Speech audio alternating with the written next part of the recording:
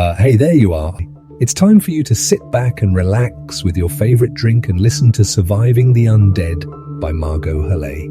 Part 1, Psychosis of Survival. Ashwood used to be a lively little town. Now it was just empty, silent, and rotting. Streets hadn't seen real life in ages, just the dragging footsteps of the undead. Days still passed, but it was like time itself had given up. The sun set over crumbling buildings that nature was slowly reclaiming, casting shadows that looked like ghosts of what used to be. The air stank of decay, and the silence was the worst part, thick, unnatural. Every now and then, a low moan would cut through, a reminder that we weren't as alone as we might have hoped. A group of 5 survivors picked their way through the wreckage, moving carefully like they'd done it 100 times before. At the front was Alice, who used to be a nurse back when hospitals were still a thing. Her steady hands hadn't changed, but the warmth in her eyes had. She scanned every alley, every broken window, with a kind of calm that only comes from living through constant fear. Her white blouse, once clean, was now streaked with dirt and sweat, a grim reminder of everything she'd had to leave behind. Not long ago she'd worn scrubs, that felt like another life. Mark followed behind her, sharp and alert. He moved like a soldier, that's exactly what he used to be. His eyes darted everywhere, never still, never trusting. The steel was still there in his posture, but the exhaust. Stian hung just as heavy now. The scars on his face weren't just physical.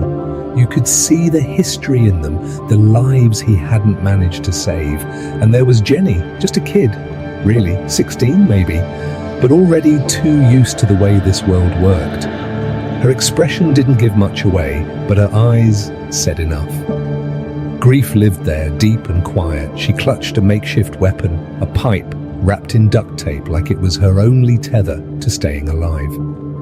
Paul brought up the rear, tall and awkward, lost in his own head as usual. He was a science guy, always muttering about chemicals and cures, trying to piece together some kind of fix for whatever had started all this.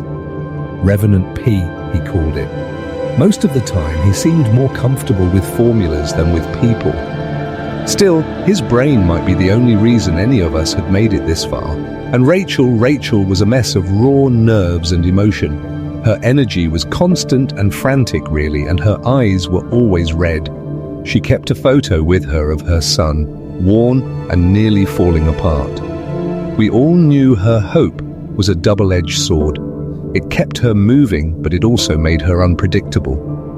They moved through an old grocery store, picking through whatever was left. The shelves were mostly empty, stripped bare by others before them, but they searched anyway.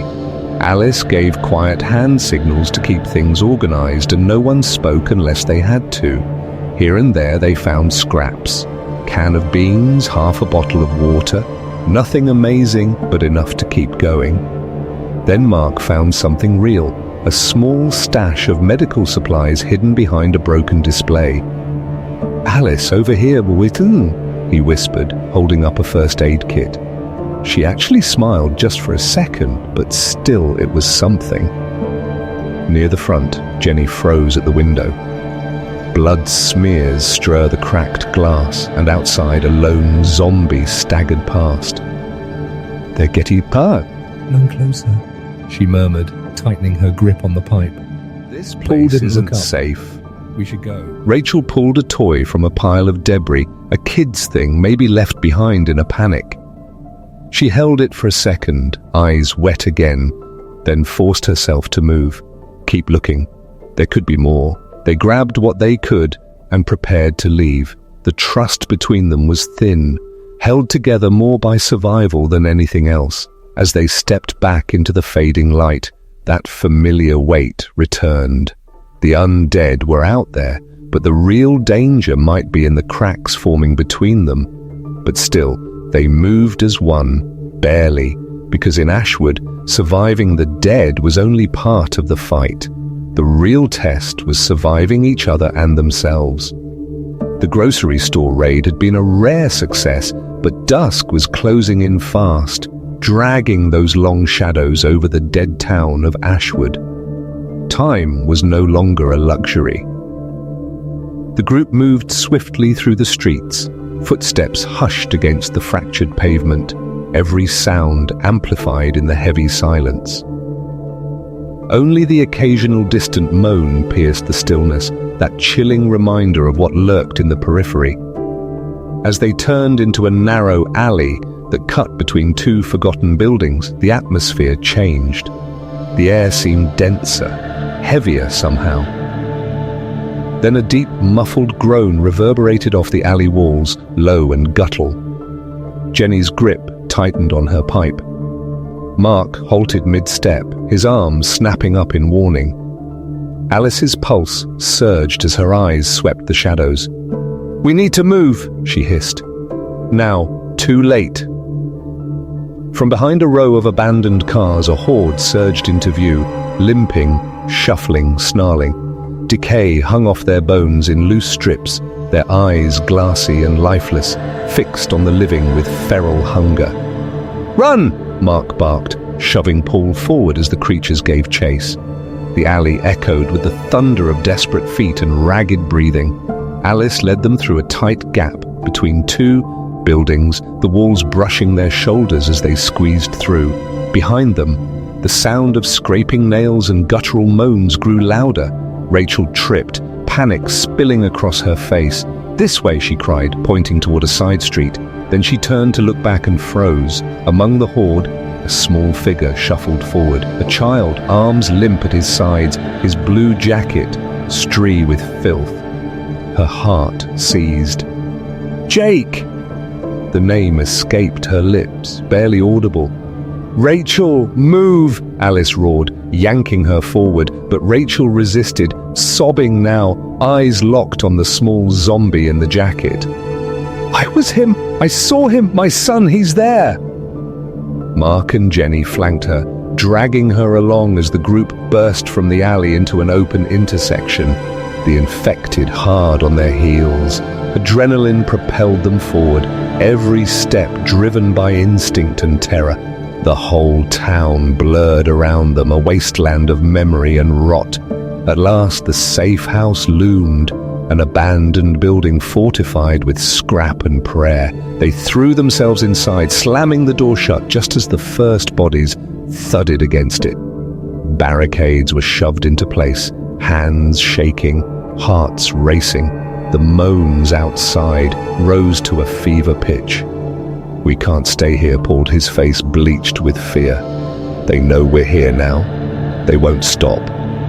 Alice nodded, already planning. "We need another shelter somewhere they won't follow." Rachel collapsed onto the floor, cradling the child's toy she'd found earlier, sobs racking her body. "He was there," she whispered. "My Jake! I saw him." Alice now beside her, her voice low but firm. "Rachel, I know it hurts, but if we don't survive, we can't help anyone, not even Jake." Mark and Jenny moved fast, stuffing what supplies they could into their packs. "Right. There's an old cabin out past the ridge," Mark said. "It's isolated. We can get there before nightfall if we..." Her eyes soft but urgent. "We'll find him, but not tonight. Not like this." And they slipped back into the streets, leaving the compromised safe house behind. As they neared the treine on Ashwood's edge, the forest greeted them with long, whispering shadows. Each step into the woods was a step deeper into uncertainty. Though the horde had been left behind for now, their real enemy had followed. Grief, paranoia, desperation. The rot of the world was no longer confined to the corpses. It had begun to spread through the minds of the living. The forest pressed in around them like it was a living thing itself. its skeletal trees clawing at the night sky. Cold air bited their skin as the group pushed through tangled undergrowth, every breath visible in the gloom. The memory of the horde's relentless pursuit still clung to them like smoke, its echoes lodged in their bones. But there was no time to dwell. Shelter was no longer a comfort. It was a matter of survival. After what felt like a lifetime, they came upon a cabin half swallowed by undergrowth, its roof sagging beneath years of neglect. It looked forgotten. Well, forgotten enough to be safe, maybe. Mark raised a hand. "Right, I'll check it out," he said, his voice barely audible. He moved like a shadow toward the structure. Well, the weight was suffocating, then a signal. "Thumbs up, it's clear," he confirmed. "We can use it." Relief didn't come easily anymore, but it stirred faintly in their chests as they stepped inside. Dust coated everything like ash. The air smelled of old wood and mold, but it was 4 walls and a roof. That had to be enough. They worked in silence, barricading doors and windows with whatever they could find. Furniture, planks, even broken shelving. Outside, the darkness pressed closer, thick with unseen threats. Inside, tension simmered. Rachel paced like a caged animal, the battered toy clutched to her chest. Her eyes were wide and haunted. We need to go back," she said again. We can't leave Jake out there." Alice, crouched beside Mark and tending to his injuries, didn't look up. "Rachel, we've been through this. We can't risk all our lives chasing a ghost." Rachel's face twisted. She turned away, shoulders shaking with silent sobs. Jenny sat hunched in a corner, cleaning her nails with trembling fingers, her face pale and drawn. It was a nervous habit, one of the few she had left. Then a sudden noise broke the tension. "Hey, check this out!" Paul called from the back of the cabin, holding up a small, dusty box. Medical supplies, bandages, antiseptic, even antibiotics. Alice crossed the room quickly, her eyes lighting up with the first real hope in several hours. This could save someone's life. As she cleaned the gash on Mark's arm, he winced. "We can't stay here long. They will find us." "I know," Alice replied, a voice soft but steady. "But tonight we rest, regroup, and tomorrow we move." Night deepened around a sputtering fire fed by scraps in an old stove. The group huddled together. Shadows danced on the cabin walls, twisting, warping, her gaze fixed somewhere far beyond the room. "I can't sit here doing nothing," she whispered. "Jake's out there. He needs me." Alice stared into the flames. "Rachel, I know this is tearing you apart, but if you go out there alone, you die, and none of us can afford that. You don't know," Rachel hissed, turning on her. "None of you do." The silence that followed was suffocating. Then Jenny stood abruptly, her face stricken. "We're all going to die out there," she blurted one by one. "Jenny!" Alice started reaching for her. "Don't touch me," Jenny recoiled, panic in her voice. "I don't want to end up like them." Paul tried to calm her. "We're not dead yet, not if we stick together." She sang to the floor, hugging her knees. "I just want this nightmare to stop." The fire cracked and hissed. The cabin felt smaller now, colder. Alice exchanged a grim glance with Mark. Yes, the seams were coming undone. "We need a plan," she said finally, her voice steady. "First light, we scout. Supplies, signs of life or anything, we don't stop moving." There were murmurs of agreement, hollow and tired. No one dared to hope too loudly anymore. As the fire dimmed and the forest whispered outside, it became clear the zombies weren't the only threat. The true danger did now fester within. Doubt, grief, guilt, and the slow fraying of the mind. And yet still, somewhere out there in the dark, the undead stirred, waiting. The moon spilled a cold, ghostly light over the forest, painting the undergrowth in silver and shadow. The cabin stood deathly still, disturbed only by the occasional creak of tired wood and the distant mournful wails of the undead.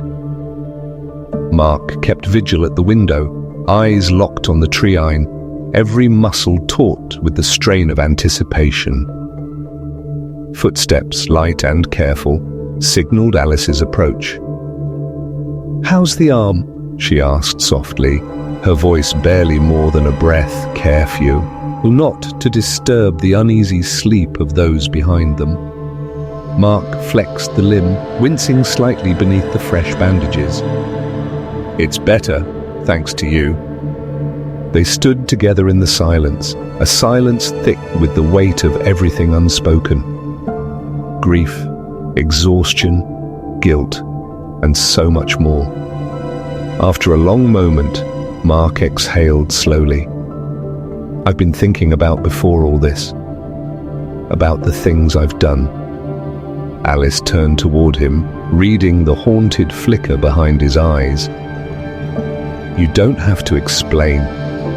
He shook his head. "I want to. I was in the military. Did missions and classified stuff. Not all of it clean. I made calls that got people killed. Sometimes I still see their faces." His voice dropped to a rasp.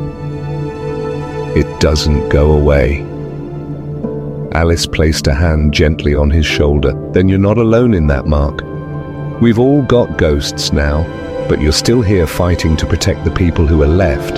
That counts for something." He looked at her then, something raw and real in his gaze. "I don't know what I'd do without you." For a fleeting moment, the world fell away. The horrors outside, the blood on their hands, and there was only this. Two people finding comfort in a world that had none left to give. Mark's hand closed around hers. The silent promise passed between them. But the moment shattered. A noise from the back room. The unmistakable Rachel's bedroll was empty. "Oh, damn it!" Mark hissed, already grabbing his weapon. "She's gone." Alice's heart kicked into overdrive. "We need to move her fast." The roused Jenny and Paul with hushed urgency. Jenny's face went pale, fingers tightening around her makeshift weapon. Paul, still pale and weakened, insisted on coming. They plunged into the woods, tracing Rachel's frantic footprints. The forest groaned with the unsettling noises of the undead. Soft, wet SNs just out of sight. But the group pressed forward, spurred by dread. Eventually, voices, human voices, cut through the darkness. Mark raised a hand, signaling a halt. They crouched to the edge of a clearing where Rachel stood arguing with a group of strangers. 4 of them, armed, angry. "Please," Rachel begged, voice cracked with desperation. "I'm just looking for my son." A man stepped forward, big and broad, with a jagged scar slicing across his cheek. "Not our problem," he spat. "Turn around now before we make this your last mistake." Mark stepped out of the shadows, weapon drawn and ready. "Let her go. We don't want trouble." The man turned, eyes narrowing. "Who the hell are you supposed to be?" Tension snapped like a wire. One of the strangers lunged for Rachel, and Mark didn't hesitate. A shot rang out and chaos exploded across the clearing. Bullets cracked through trees, shots tore through the night. In the confusion, Paul went down with a gasp, blood blooming from his side like spilled ink. "Oh!" Alice cried, dropping to her knees beside him, hands already soaked red as she tried to stop the bleeding. The fight ended in minutes, but it felt like a lifetime. The strangers scattered into the woods, their retreat, leaving only bruises, blood, and a broken group behind. Rachel stood trembling, her face hollow with shock. "I didn't mean to." Mark rounded on her, fury barely contained. "You could have gotten us all killed." They carried Paul back through the woods, his groans fading with every step. Back at the cabin, the walls seemed to close in even tighter, and the silence was heavier than before. Tension, once simmering, now boiled just beneath the surface. Alice worked feverishly to save Paul, refusing to let the worst happen. The others sat motionless, each of them unraveling quietly in their own way. Rachel kept to the corner, eyes vacant, her presence a crack in the group's fragile unity. Mark paced like a caged animal while Jenny sat at the door, metal pipe across her knees, staring at nothing. Well, they'd survived another night, but at a cost. The truth was now impossible to ignore. The real threat wasn't just the undead pressing in from the forest. It was them. The slow, steady collapse of their trust in one another had truly begun. Paul's condition was deteriorating fast. His groans came in shallow bursts, each breath sounding closer to the end. Blood seeped through Alice's fingers as she and Mark gently lowered him onto the makeshift bed. Her hands moved with practiced urgency, but her pulse thundered in her ears. "Hold on, Paul," she whispered, voice cracking as she fumbled through the battered first aid kit. Gauze, thread, painkillers. Not enough. Never enough. Mark stood sentry at the window, his silhouette tense against the pale moonlight, rifle clutched in hands that had seen too much. He scanned the tree-line, jaw clenched, eyes burning holes into the darkness. In the corner, Rachel sat, curled in on herself, arms wrapped around her legs, like a child trying to vanish. Her face was a portrait of guilt, lips trembling, eyes vacant. Jenny stood nearby, clutching her metal pipe with white-knuckled desperation, looking younger than ever. Then a sound, a twig, sharp and deliberate, cracking underfoot. Everyone froze. Mark's eyes snapped toward the sow.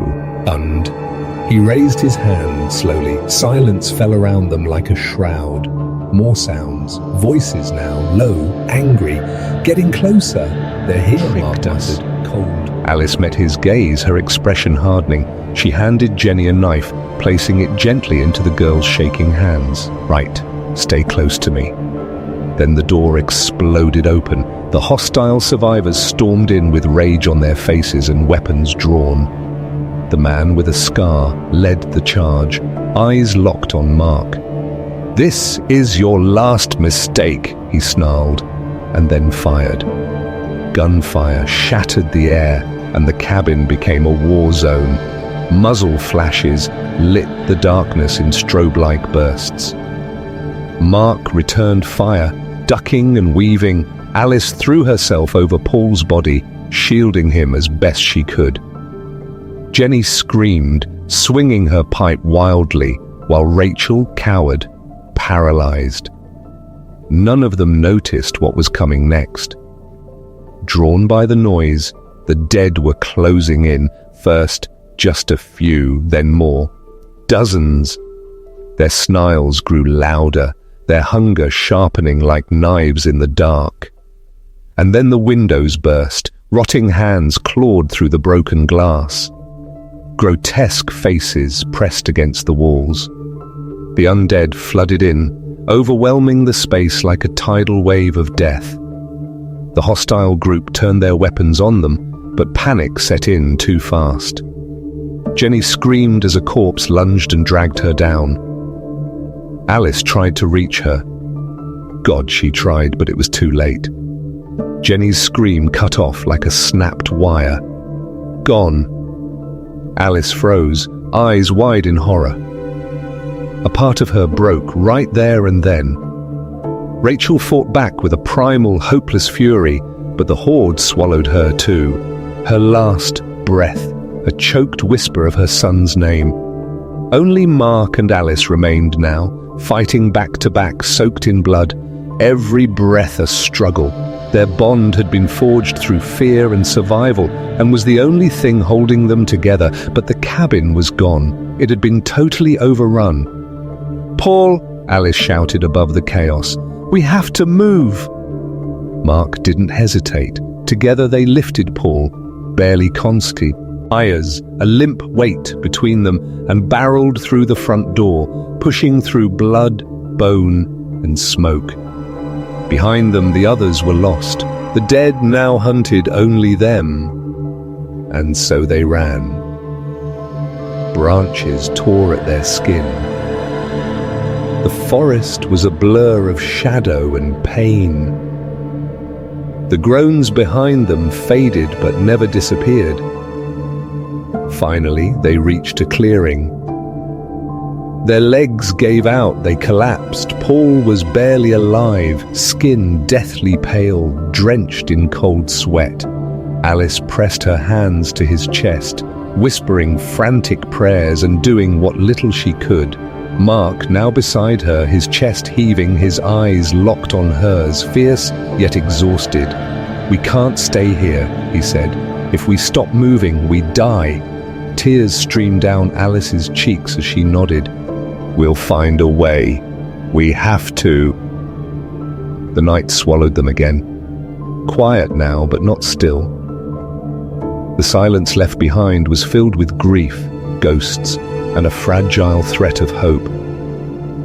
They'd lost almost everything.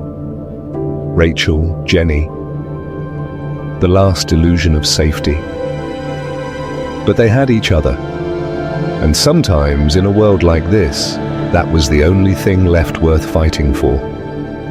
The barn loomed in the early morning haze, like a ghost from another life. Its sagging frame and rusted roof whispering of a world that no longer existed. Time had worn it down, but it still stood, weathered and stubborn, offering a sliver of shelter to those who had nowhere else to go. Alice and Mark reached it with Paul slung between them, the man's weight deadened by unconsciousness and blood locks. They forced the heavy doors open with a groan of ancient hinges, and the scent of old hay, dust and rotting timber enveloped them like a blanket. Inside it was still dim. Light filtered through cracks in the wood, slicing through the air in golden beams, and it wasn't safe, but it was enough for now. They laid Paul gently into a pile of straw, his breath shallow, skin cold. When he was still alive, that was all that mattered. Then, without ceremony, Alice and Mark collapsed beside him, their bodies drained, their minds echoing with screams. The people they'd loved and lost, Jenny's terrified eyes, Rachel's final cry. The silence stretched, broke only by the faint rustling of leaves and the far-off groans of the undead. Reminders that the world outside was still hunting them. Mark leaned back against the splintered wall, eyes closed, jaw tight. Alice hovered over Paul, checking his bandages with shaking hands. Blood had dried on her palms. That had started to feel normal. Eventually, sleep pulled at them, uneasy, shallow, broken by twitching limbs and ghosts in the shadows. A low moan snapped Alice awake. She rushed to Paul's side. "Paul," she breathed, brushing damp hair from his forehead. "Can you hear me?" His eyelids fluttered, and a soft groan escaped his lips. "Alice, Mark." His voice was threadbare, but behind the pain his mind was clear. "I'm sorry," he said. Every word a battle for everything. Mark stirred, crawling closer. Don't say that. You're still with us. That's what matters now." Paul coughed, then winced, his gaze sharpening. "Before everything went to hell, I heard rumors. A place, a safe zone, something left behind. Military, maybe government, north of here, near the old base in the mountains." Alice's heart skipped, her breath caught in her throat. You sure?" she asked, trying to mask the desperation in her voice. "I don't know if it's still there," Paul murmured, "but it's our best shot. If it exists, it's a chance." Mark looked at Alice, something flickering in his eyes. Something rare now. Hope. "Well, it's a lead. he said. "We need to try," Alice nodded, steel rising in her spine. "We can't stay here. We head for the mountains. If there's even a chance we can find safety, we'll take it." The rest of the day passed in a quiet rhythm of preparation. They took stock: half a bottle of water, few cans of food from the wreckage of the cabin, scraps of gauze and antibiotics. Not nearly enough, but it would have to be. As the sun set and the shadows deepened, the barn took on a haunted silence. They braced the doors with old planks, tied them shut with frayed rope, knowing it would not hold forever. That night they sat in a circle, eating in silence, their breaths fogging in the cold. The weight of loss hung heavy in the air. Jenny's laugh, Rachel's defiance, all gone. But Paul's story gave them something precious: direction. He spoke more clearly now, describing the facility he'd heard about. Underground bunkers, emergency stockpiles, maybe even other survivors. Alice listened, holding on to every word like it was a lifeline. Dawn crept in through the barn's fractured walls, a thin light breaking the dark. Alice and Mark moved with quiet efficiency. Using old boards, rope, and a torn top, they fashioned a crude stretcher for Paul. And it wasn't elegant, but it would work. Before they left, they knelt beside the place where they'd slept and whispered names into the silence. Jenny, Rachel. They didn't have graves, but they had memories, and that would have to be enough. Outside, the world was cold and still. The forest stretched ahead, and beyond it the mountains loomed like jagged teeth against the sky.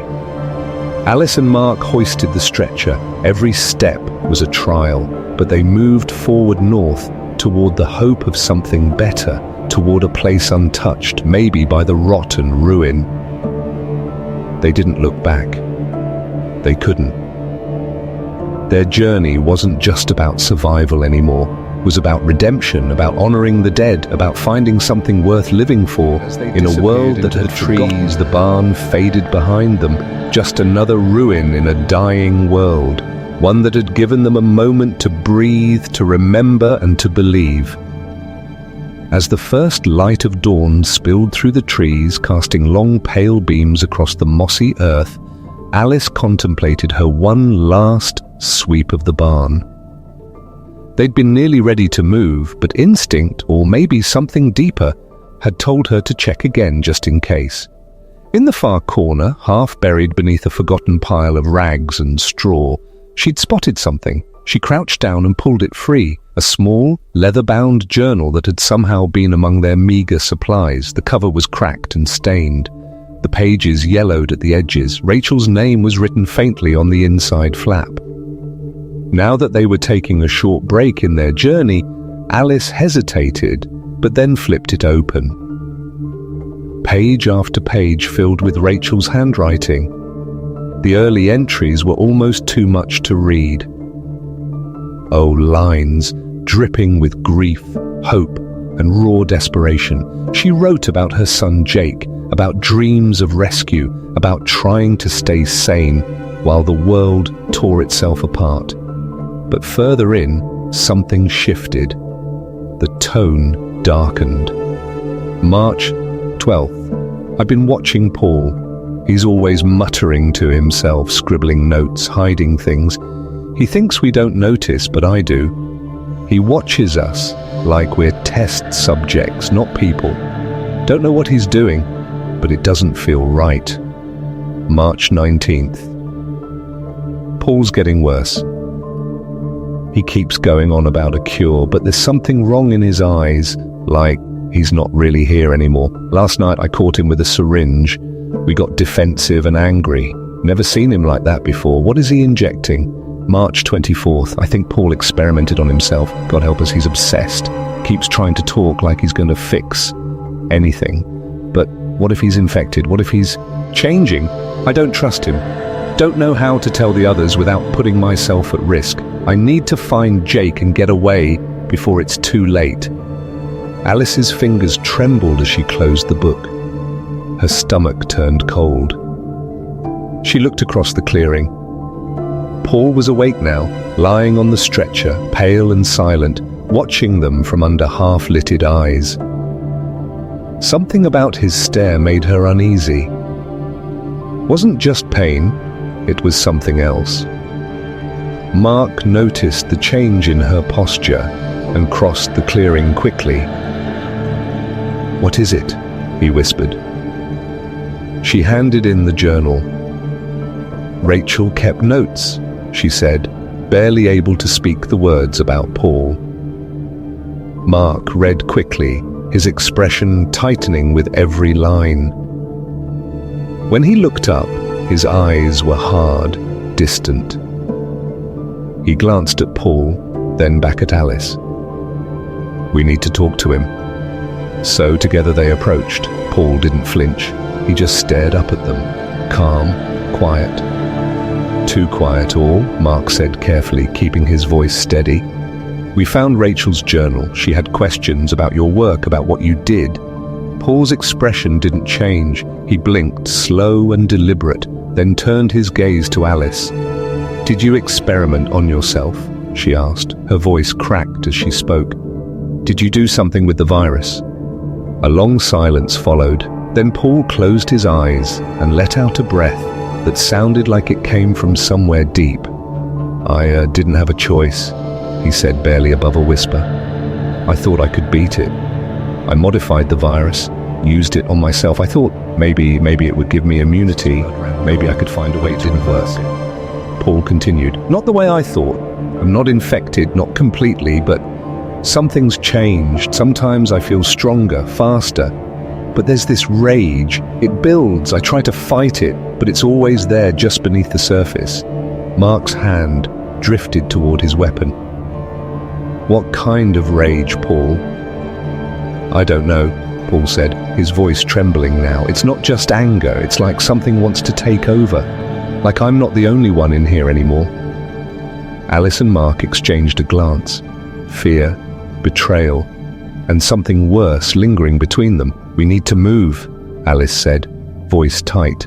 "But we watch him every second," Mark nodded. "If he turns, if he becomes a threat, we end it," Alice finished, and neither of them looked at Paul again. They packed quickly, the journal tucked into Alice's back.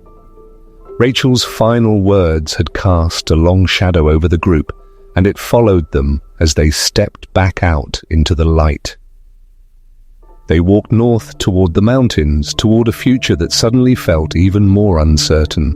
All lay on the stretcher between them, silent, eyes closed.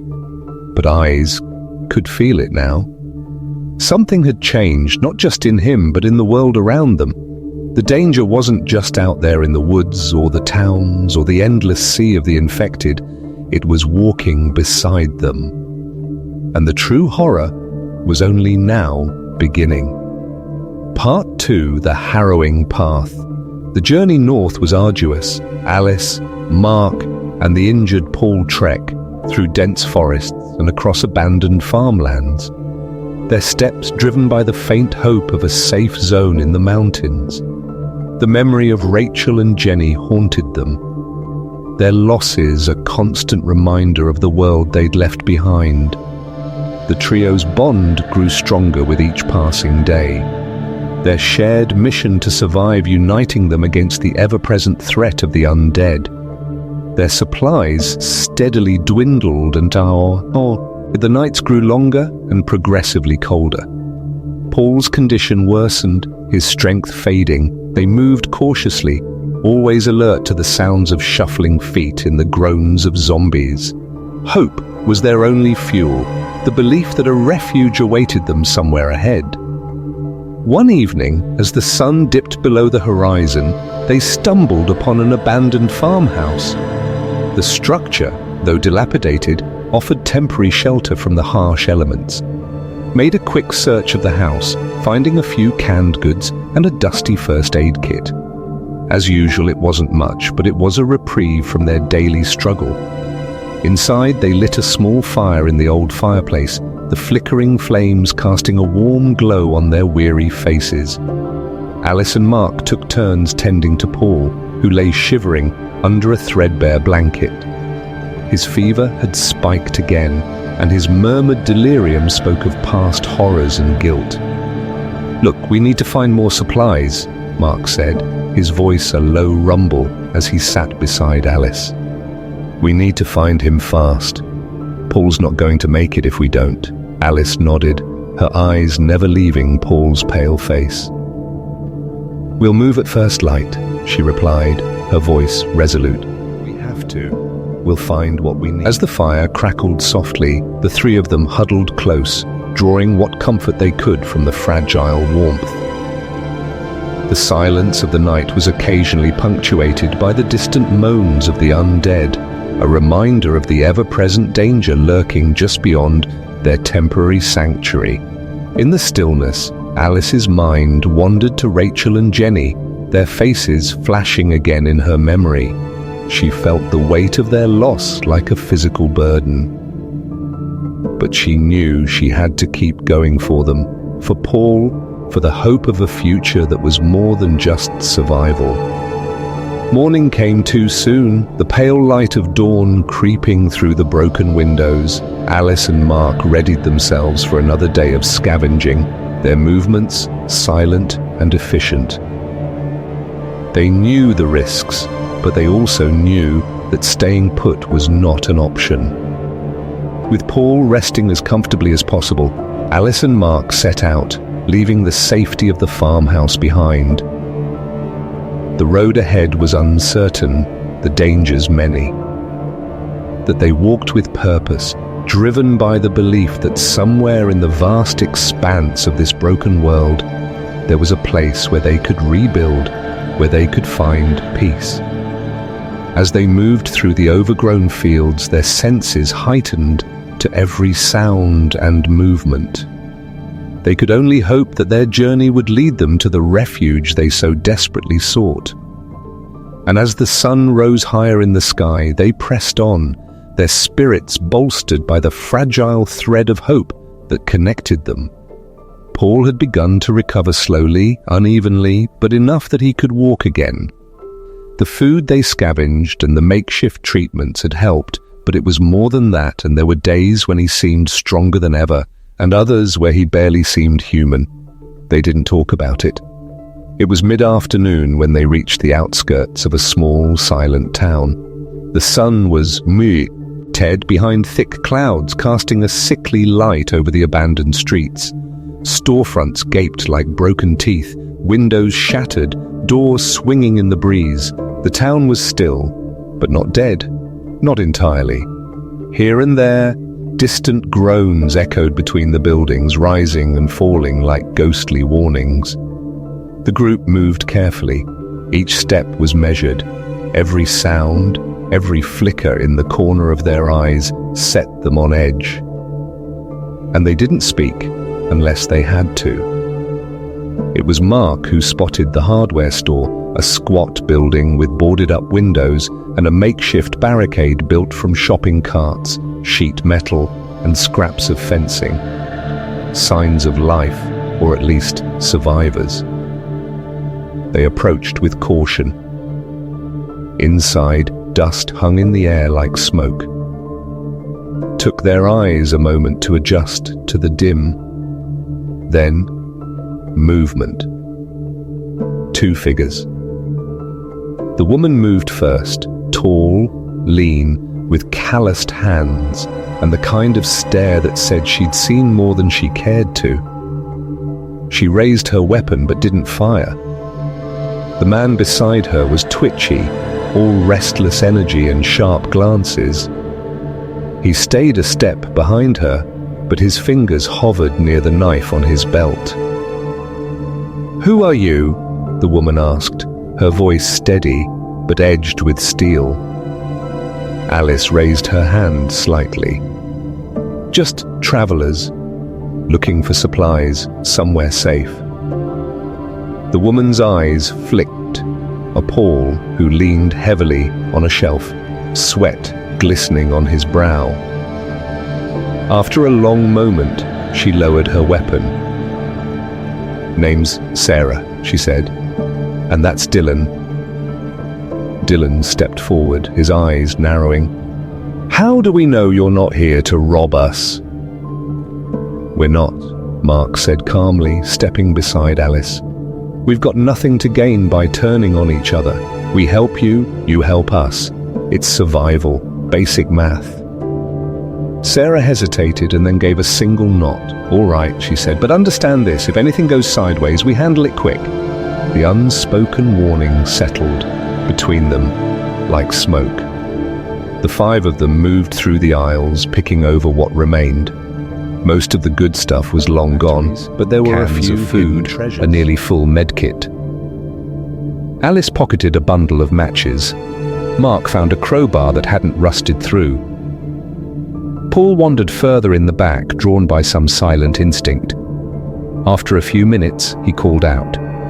They found him crouched over a drawer, a dusty map spread open across his lap. His eyes gleamed fever bright. "Look," he said, almost breathless. "Military bunkers in the mountains. There's a whole network. This could be it. The safe zone we've been looking for." They all crowded around him. Mark took the map, scanning the markings. Alice leaned in. The paper smelled like mildew and old paperbacks, but the red ink circles around certain coordinates stood out. Sarah's face softened slightly. "That's something if it's real." Dylan snorted. If could be abandoned, could be crawling with biters, could be nothing but a damn tomb." "Could be," Alice said evenly, meeting his gaze. "That's the only lead we've got." Dylan looked away, muttering under his breath. But he didn't argue further. They packed what they could carry. The medical supplies would help keep Paul stable, if that's what he was. No one dared ask. As they pushed open the barricaded door and stepped out into the fading afternoon light, the shadows had lengthened across the street. A dry wind rolled through, carrying the faint scent of smoke and blood. The map was folded tight and tucked into Alice's jacket. This alliance was fragile, built on necessity, not trust, but for now it would hold. We all headed north toward the mountains, toward the bunkers, toward whatever waited in that dark unknown. The dead, of course, were still a threat, but now so were the living, and deep inside Paul, something stirred. With a direction at last and hope pinned to the map Paul had found, the group pressed forward. Other days bled into each other. Grey skies, endless walking, the distant hollow. Well, Sarah proved invaluable. She moved with the confidence of someone who'd survived alone for too long and learned exactly what it took. She was precise, deliberate.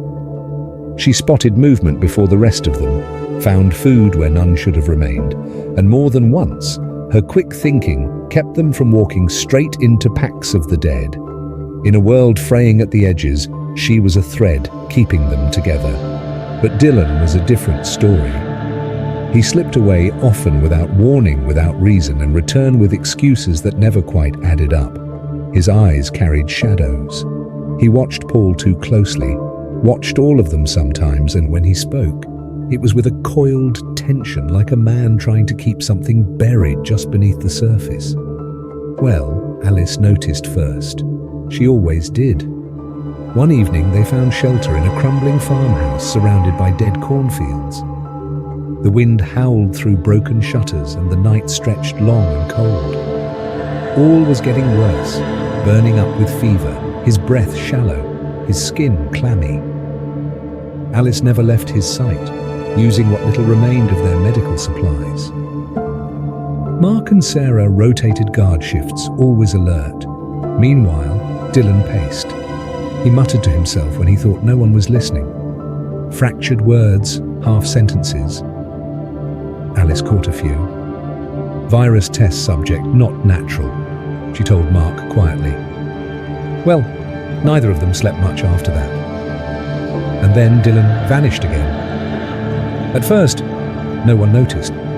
The fire was low, and the room thick with exhaustion. Alice dabbed Paul's forehead with a damp cloth. Mark stared at the map for the 100th time. Sarah sharpened a blade with the kind of focus that came from dread. And hours later, he returned.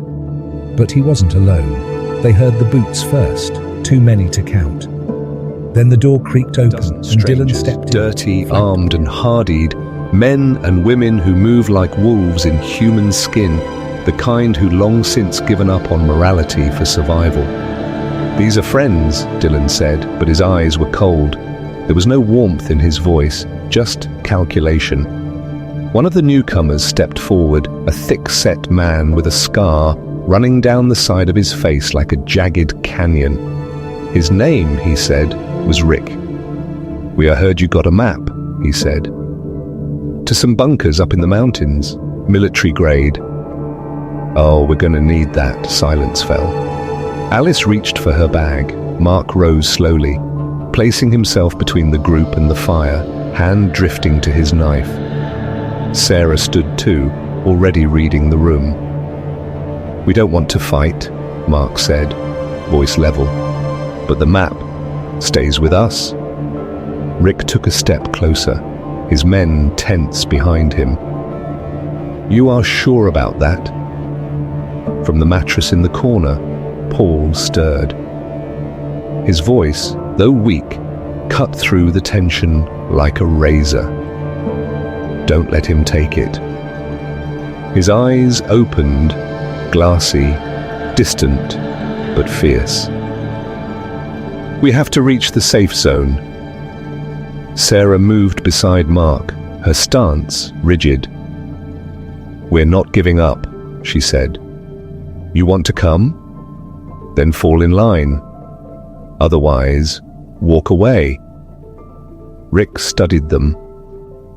Their worn faces, their makeshift weapons, their exhaustion. But there was something else too. Resolve. Eventually, he nodded. "Fine," he said. "But we're watching you." The uneasy truce that followed was riddle. Rick's group kept to themselves, but their presence shifted the dynamic like poison in water. Every conversation was measured, every silence was heavier. The campfire no longer brought warmth, only watchfulness. Dylan was the wedge. He moved between the two groups but belonged to neither. His smirk returned, more smug now. Yeah, he had leverage and he knew it. But Alice never let him out of her sight. She didn't trust him. Not anymore. They left the farmhouse at dawn. Paul, barely able to walk, leaned heavily on Alice and Mark. The mountains rose in the distance like jagged teeth, ominous and unreachable. But the map led there, and Paul, against all odds, still believed. Each day forward felt harder, the terrain rougher, the silence deeper. They started out fearing the infected. Now they feared each other, and deep inside a question gnawed at them all, spoken by none, felt by everyone. What had Dylan done? What would he do next? It all came to a head the night they reached the next safe haven. Rick stood like a wall at the center of the room, his frame casting a long shadow in the flickering firelight. The air was thick, gloating sweat fear, and the sour stink of unspoken, he growled, voice low and hard as stone. "We're taking charge now. You're either with us or against us." His hand rested on his rifle, a silent message.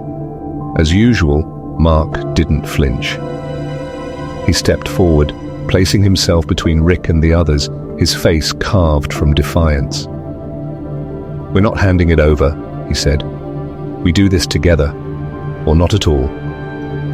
The room fractured in an instant. Shouts erupted. Weapons were drawn. The fire crackled violently, casting shadows that danced like ghosts across the cracked walls. Mark's hand hovered near his blade. Sarah moved into position, eyes cold and sharp. Alistair stood beside them, unmoving, unwavering. On the floor, Paul stirred and then convulsed. His body jerked violently, limbs thrashing, mouth opening in a silent scream. His skin lost all color, lips turning blue, and his eyes rolled back into his skull. He's turning!" one of Rick's men screamed, raising his gun, finger twitching on the trigger. All panic tore through the room like wildfire. People screamed, chairs overturned, guns pointed in every direction. "No!" Alice dropped to the ground, cradling Paul's head, tears cutting down her cheeks. "Stay with us, Paul, please stay with me." Mark knelt beside her, shielding them both, unsure if he was protecting Paul or preparing to end him if the worst happened.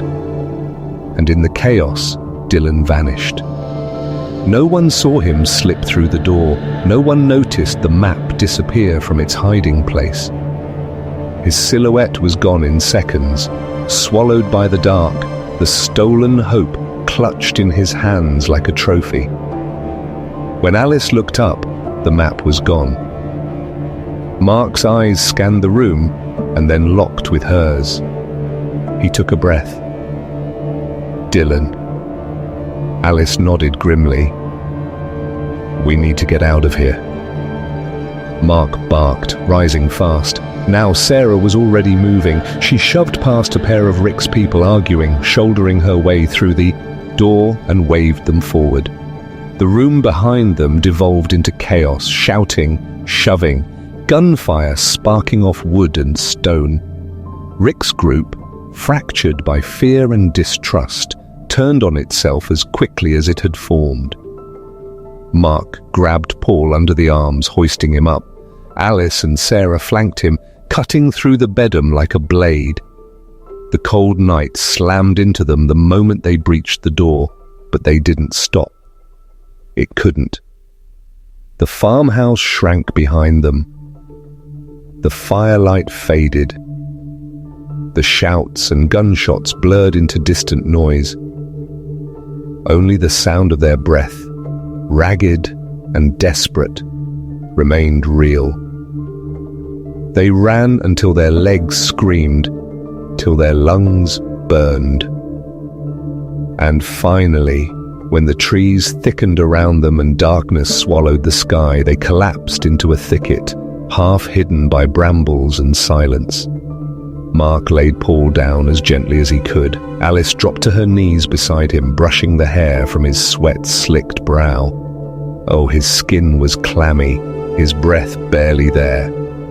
"We need shelter," she whispered more to herself than anyone else. "And meds. We're running out of time." Sarah crouched beside her, chest heaving. "We'll find them," she said. "We have to." They sat there for a long moment. No map, no direction, just the cold, the dark, and the weight of betrayal heavy on their shoulders. But they weren't done, not yet. The safe zone still lay somewhere beyond those hills. Somewhere past the dead, the desperate, and the damned. They didn't know how they'd get there, only that they would. They found shelter in a cave carved into the side of a moss-choked hillside, half swallowed by the forest.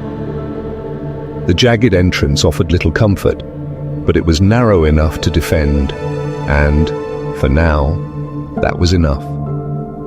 The forest beyond remained quiet, too quiet, as though nature itself held its breath.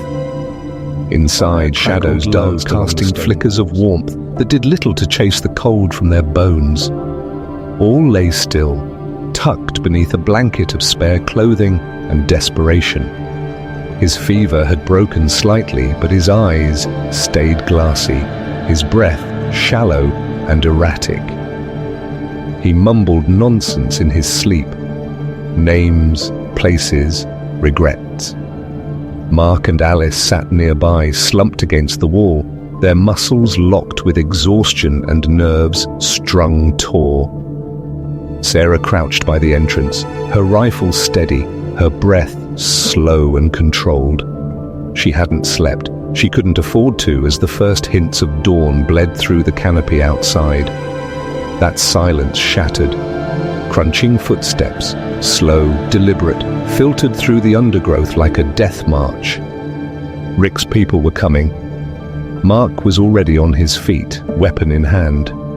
"Ah, they found us," he said, his voice low and clipped.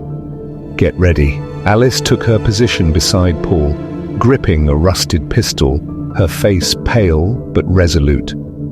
Sarah adjusted her aim, one eye narrowed as she focused on the shadows beyond the cave's mouth. Then everything exploded. A figure lunged into view and the first crack of gunfire tore through the morning air. Bullets sparked off the rocks, screams echoing in the tight confines of the cave. Shadows twisted into soldiers. The fight was brutal, fast, and chaotic. Alice crouched low, shielding Paul while firing into the melee.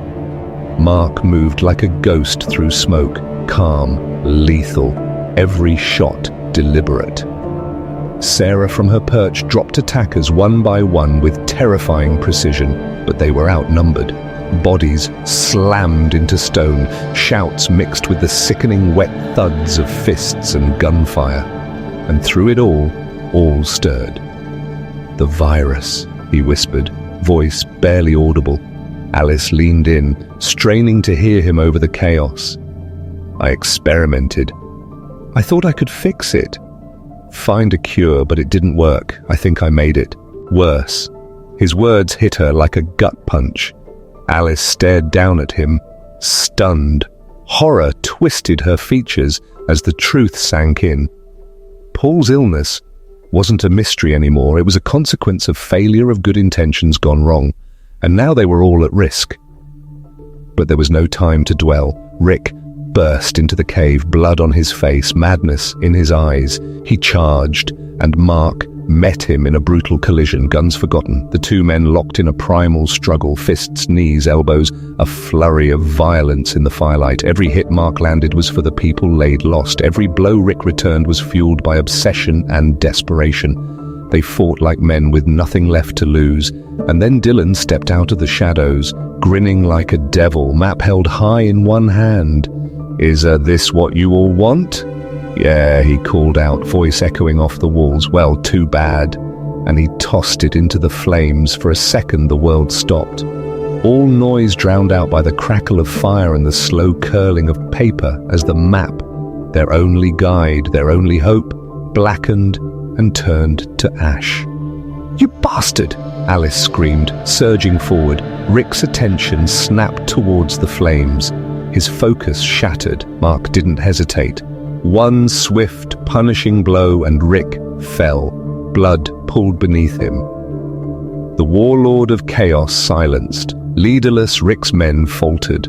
The firelight turned their rage to fear, their ambition to retreat. One by one they scattered into the trees, the threat dissolving into the mist of morning. The cave felt quiet again, just the crackle of dying fire and the rasp of heavy breath. Alice dropped beside Paul, brushing his damp hair from his forehead.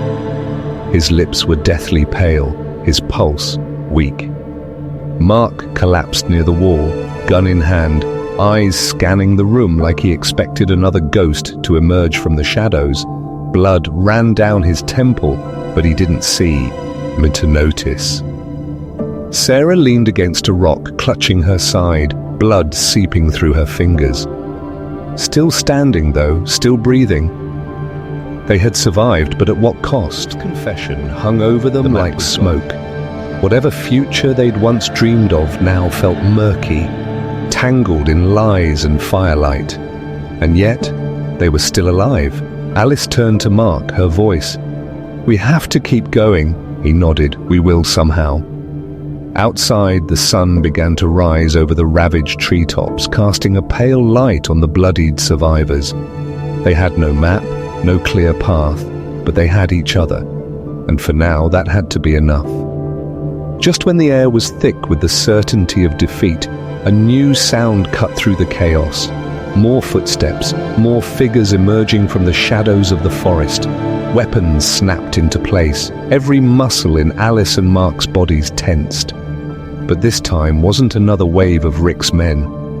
It was Dylan. And he wasn't alone.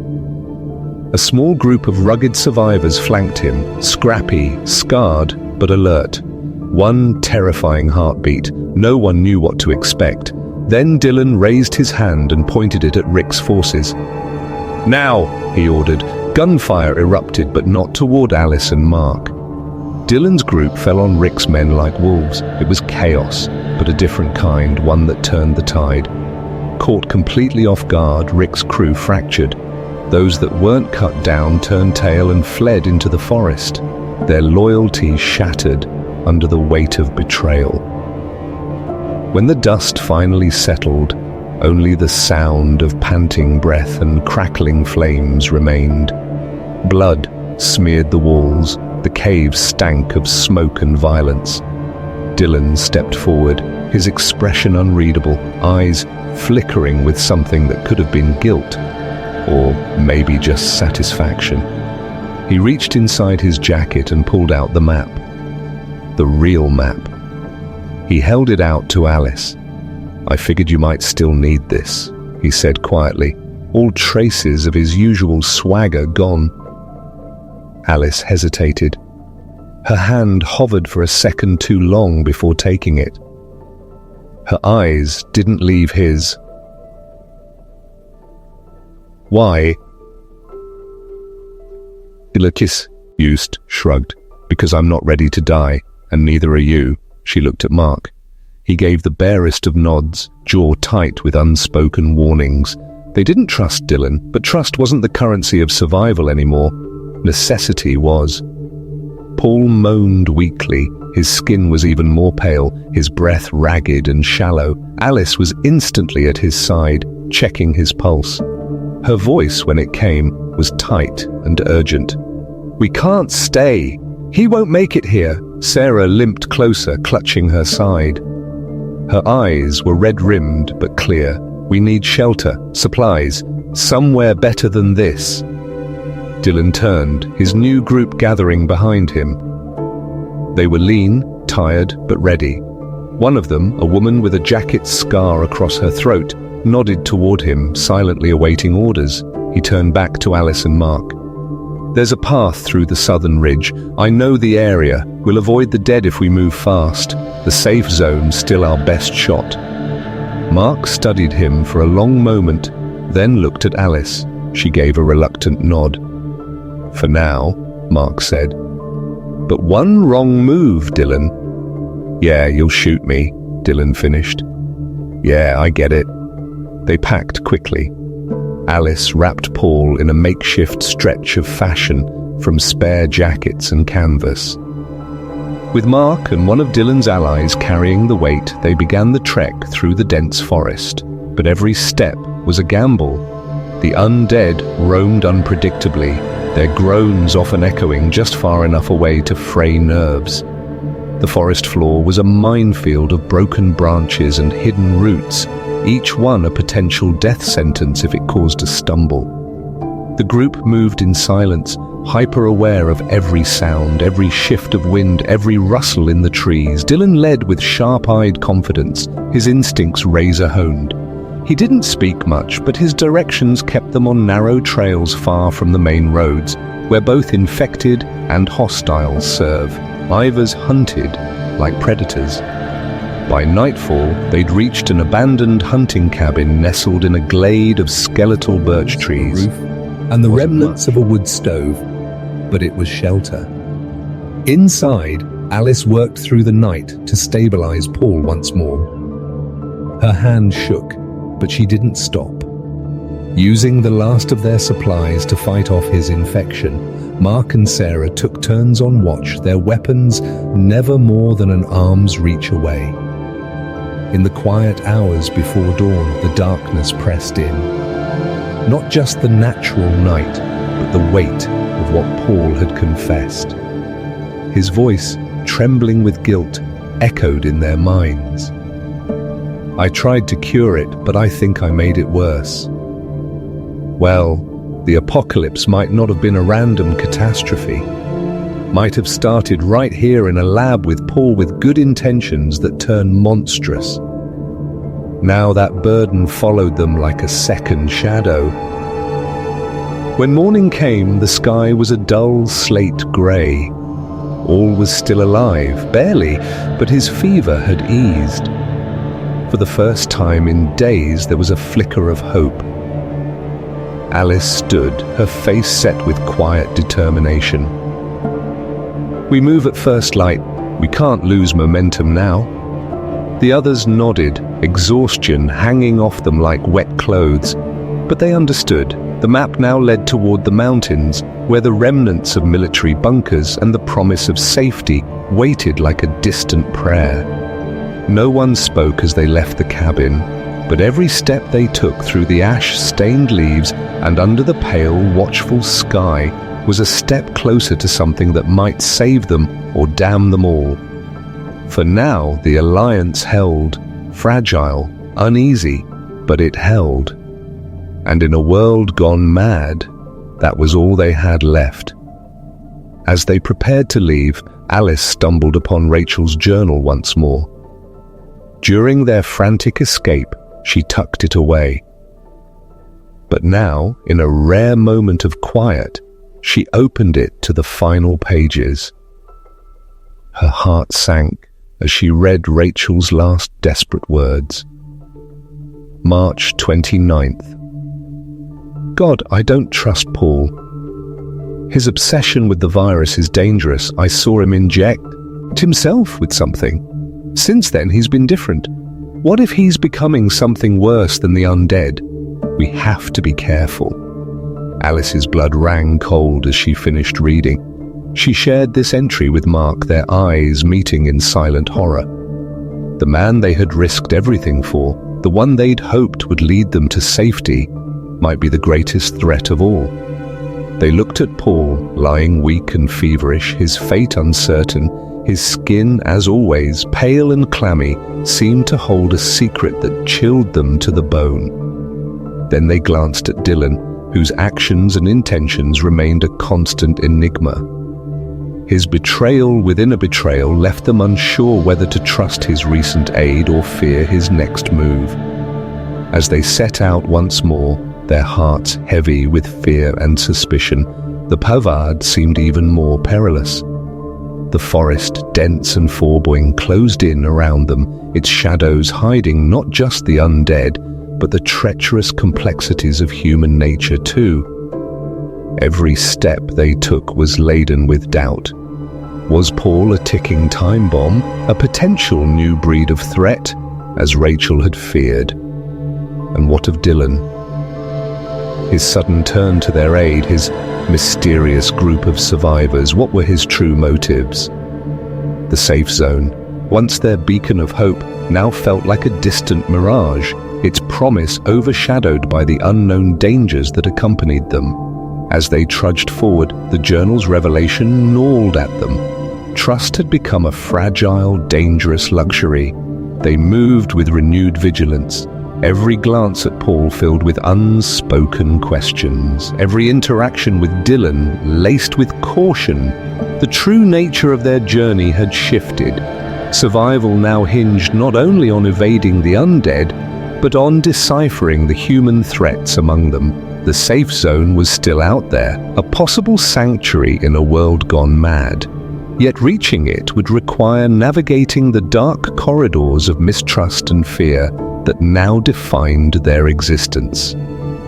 As the forest thickened and the shadows grew longer, Alice and Mark could only hope that their instincts would guide them through. The fight for survival was far from over. The greatest dangers lay not in the shambling hordes of the undead, but in the hearts of those who walked right beside them. And as they moved deeper into the unknown, one thought echoed in their minds: survival at all costs. The true nature of their journey had shifted. Survival now hinged not only on evading the undead, but on deciphering the human threats among them. The safe zone was still out there, a possible sanctuary in a world gone mad. Yet reaching it would require navigating the dark corridors of mistrust and fear that now defined their existence.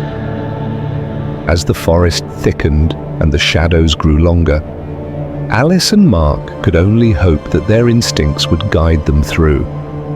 the fight for survival was far from over. The greatest dangers lay not in the shambling hordes of the undead, but in the hearts of those who walked right beside them. And as they moved deeper into the unknown, one thought echoed in their minds: survival at all costs. Well, hoping to see you all again very soon. Till then, sweet dreams.